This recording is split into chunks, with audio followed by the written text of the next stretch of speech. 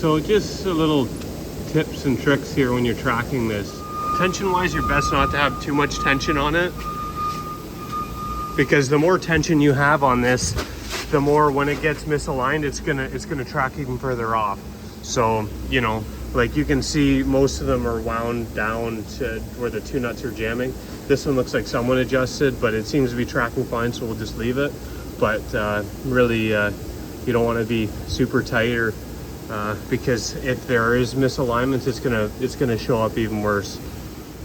Sometimes if the belt keeps wandering off to the same side, if there's enough room, you can move the idler roller over a bit, or sometimes you just have to slightly tilt it.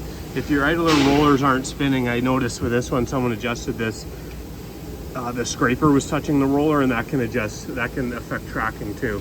So just keep that in mind. And you want to go back and forth a few times, because it'll you're going to be kind of playing with it.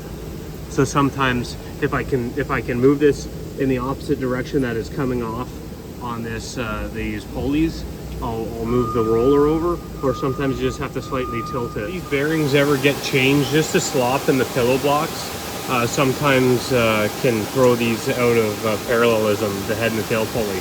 So you can just run a tape measure from the edge of that shaft to the edge of this one, measure to center, and do it on the other side.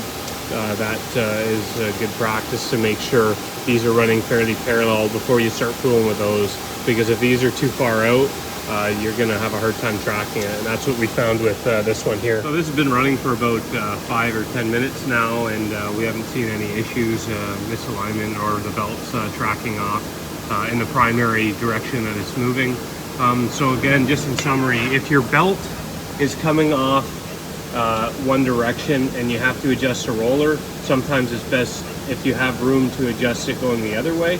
And if there's not enough room, you can tilt it you know, the opposite direction to try to guide the belt. Sometimes with the tilting that doesn't work the best, because when it runs in reverse, it'll then throw the belt off sometimes.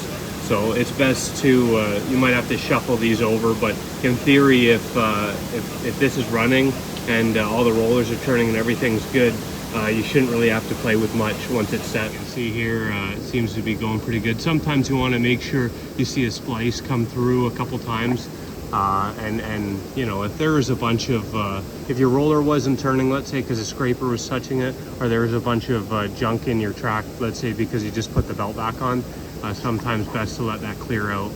Here you can see everything's turning nicely, the scrapers are adjusted, so just watching the splices come through. Over here, everything looks to be running pretty good. We'll check the head pulleys, but usually those don't show any issues. You can see these are pretty good.